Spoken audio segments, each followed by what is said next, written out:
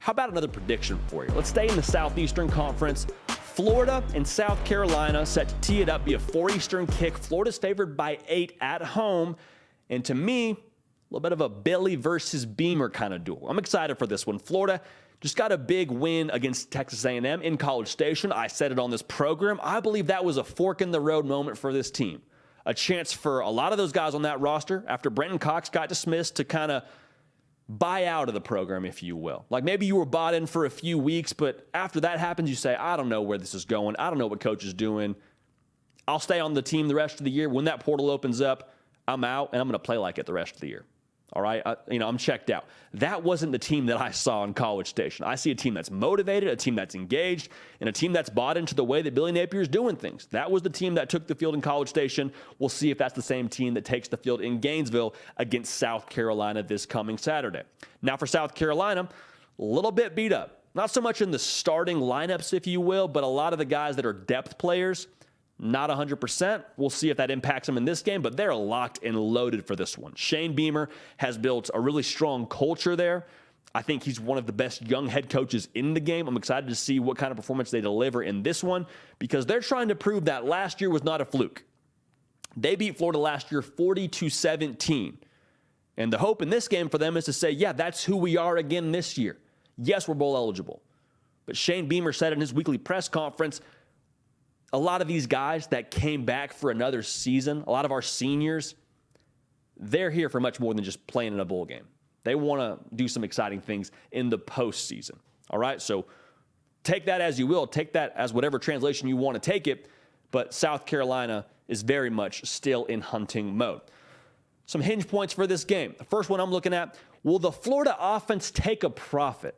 Because that was one of the things that we saw them do so well last week against Texas A&M. They scored 41 points. And Anthony Richardson, did he light up the stat sheet throwing the football? I mean, no, threw for 200 yards, but he was efficient.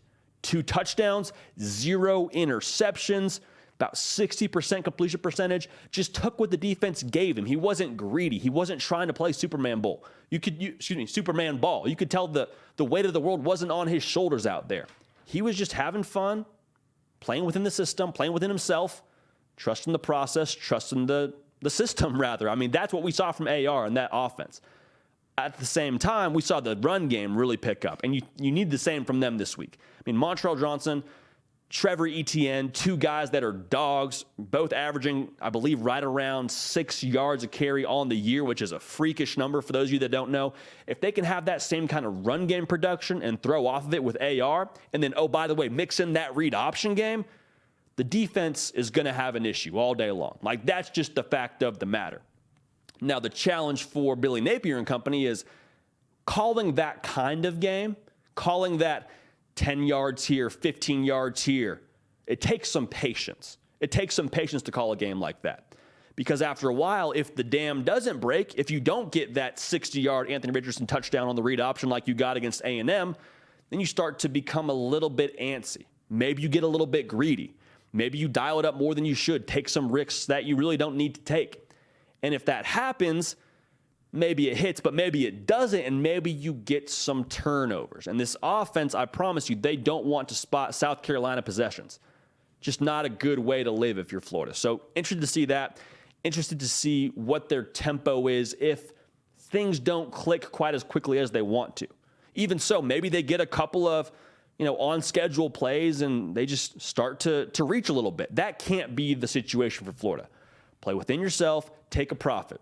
One of the best coaches I ever had said, you can't go broke getting paid. D. Meza said that. Coach, if you're watching, we appreciate you. And that mantra is still 100% true, and you hope that Florida abides by that if you're a Gator fan this coming week. Now, on the flip side, for South Carolina, Shane Beamer said something really interesting when talking about this week's game. Obviously you got to run the ball, you got to stop the run. Like, that's what everybody has to do in college football to be successful. Pretty sure every head coach, even Mike Leach, I'm sure at some point has mentioned stopping the run and running the football equating to success.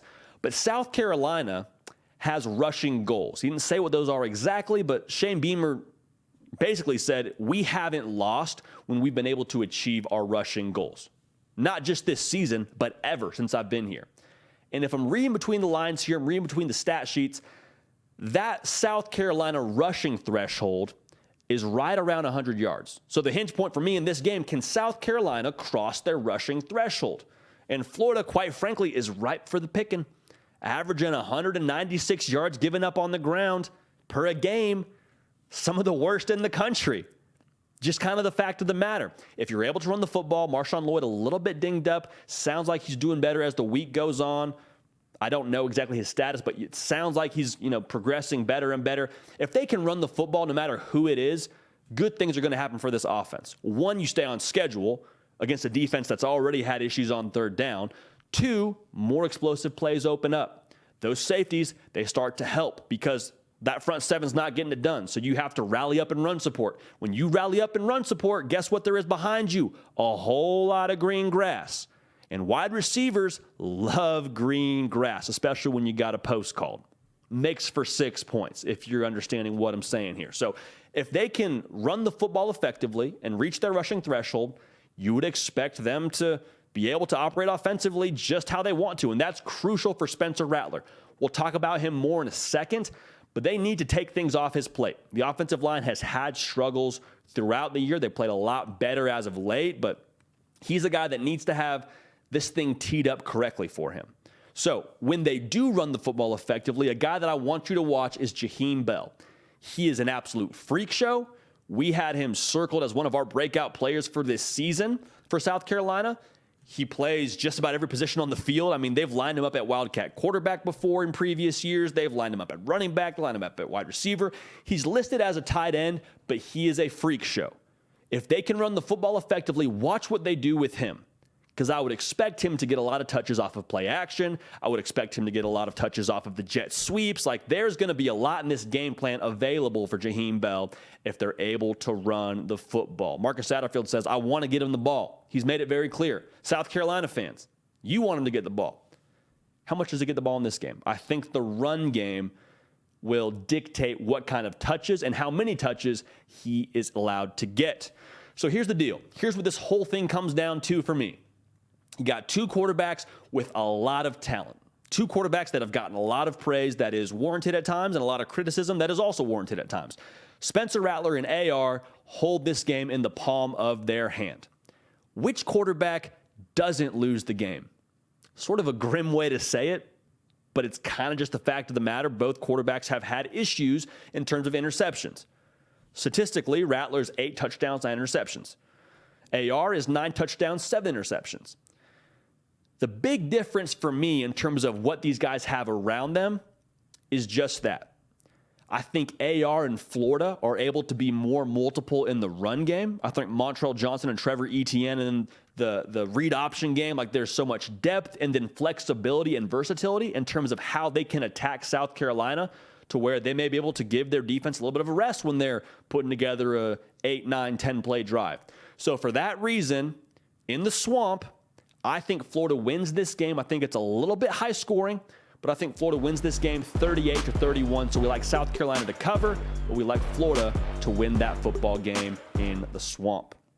Hey y'all, thanks so much for watching. Subscribe to the channel here to make sure you don't miss an episode of The Hard Count. Also be sure to check out other videos on the On3 YouTube channel.